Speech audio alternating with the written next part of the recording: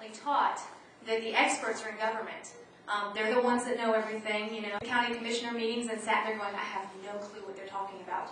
But I've learned since then that most times they have no clue what they're talking about. So it's all right. Jamie Lou walked up, I'm going to talk about Jamie Lou, and I didn't tell her, sorry, she used to be a realtor.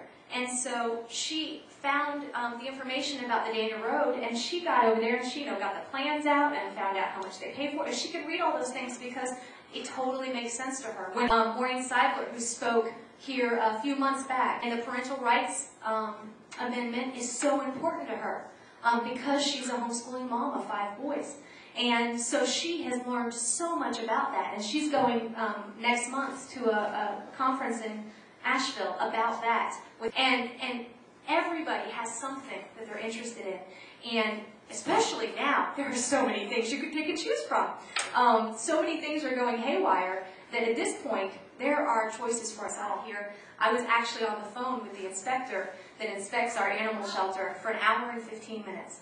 We talked about everything from Halloween costumes to the current movies out, and also about the animal shelter. And we literally talked for 1 hour and 15 minutes about the animal shelter. And because at the last county commission meeting, I heard so many things that I thought, is that true? I wonder if they're telling me the truth. I spent the last month, since the last county commissioner meeting, I have talked to the head of the Spartanburg Animal Shelter. I've talked to the head of the Greenville County, South Carolina Animal Shelter. I have paid $1.20 to get the Animal Shelter Welfare Act sent to me from Greenville County, where I found out they were lying to us. They've been lying to us. And it's amazing when you get the facts. My talk tonight basically is, what is it that you might be interested in? Is it cap and trade?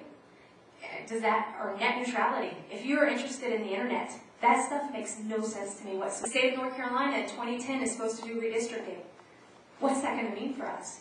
With all of the things that they're trying to pass them by not educating us, by not telling us the truth, and by assuming that we're ignorant.